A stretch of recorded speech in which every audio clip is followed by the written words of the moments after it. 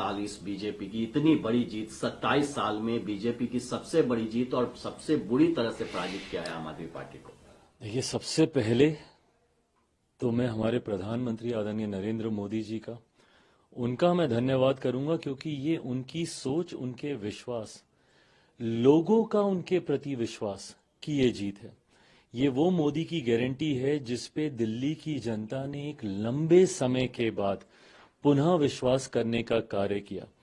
और इसका कारण भी है जिस तरीके से प्रधानमंत्री जी के नेतृत्व में पिछले 10 सालों में देश ने नई ऊंचाइयां हासिल की। गठबंधन का सहयोगी होने के नाते मैं भी कई जगहों पर प्रचार के लिए हम लोग गए, और उस वक्त भी मैंने इन्हीं बातों को कहा था कि जहां एक तरफ देश नई ऊंचाइयां हासिल कर रहा है, तो वहीं दिल्ली की हालत बद से बदतर होती जा रही है।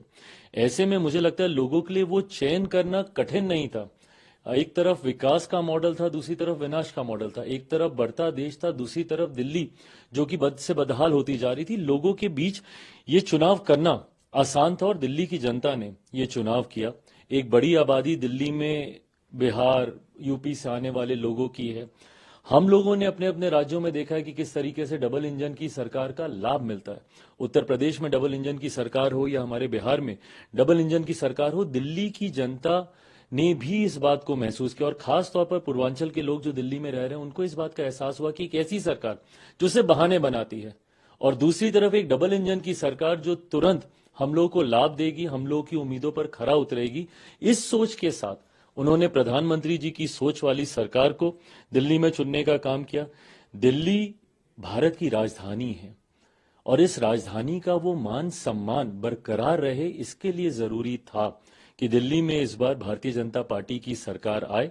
मैं दिल्ली की जनता का खास तौर पर धन्यवाद दूंगा कि उन्होंने एक सही सोच वाली सरकार को चुनने का काम किया, और आने वाले समय में ये विश्वास मैं दिलाता हूं कि दिल्ली एक आदर्श राजधानी के तौर पर, एक मॉडल के तौर पर उभर कर आएगी। इस सोच के साथ अब हमारी सरकार यहां पर कार्य करेगी।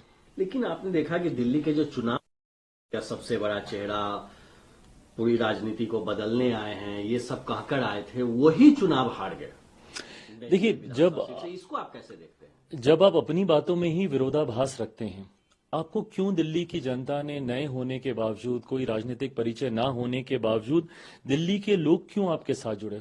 वो सोच के साथ जुड़े जो कि अन्ना जी के द्वारा दी गई थी। आप भ्रष्टाचार के खिलाफ आए थे, आप सादगी की बात करते थे, आप अपने हाथ में उन भ्रष्ट नेताओं की लिस्ट लेकर घूमते थे जिन्होंने भ्रष्टाचार किया।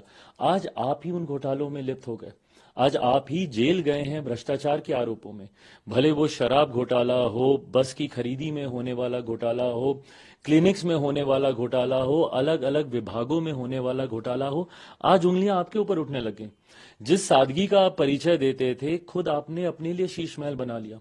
दिल्ली में वही शीला दीक्षित जी उस वक्त होती थी जिनके आप एसी तक गिनने का काम करते थे, और आज आपने अपने लिए किस तरीके का शीश महल खड़ा किया, किस तरीके का आपने सिक्योरिटी कवर लिया, गाड़ियों के काफिले के साथ आप घूमने लग गए। कीजिए, दिक्कत नहीं थी, बट आपने कसम खाई थी कि मैं ये सब नहीं करूंगा, 2 कमरे के ही मकान में रहूंगा। आपने तो विचारधारा तक से समझौता कर लिया। सबसे ज्यादा भ्रष्ट नेताओं की लिस्ट जिस पार्टी से थी वो कांग्रेस थी, उसके साथ आपने समझौता करके सरकार तक बना ली और गठबंधन में भी आ गए, और राष्ट्रीय स्तर पर एक साथ मंच साझा करते हुए इंडी अलायंस की आपने घोषणा कर दी। इन तमाम बातों का विरोधाभास जनता को समझ में आया, और उनको समझ में आया कि ये सिर्फ झूठ बोलने वाले, बहाने बनाने वाले भ्रष्ट नेताओं की एक टोली है जो पिछले 10 साल से दिल्ली को बर्बाद कर रही है। इसीलिए ये कोई सामान्य बात नहीं है कि कोई इतने लंबे समय तक एक प्रदेश का मुख्यमंत्री रहा हो और वो खुद तक चुनाव हार जाए।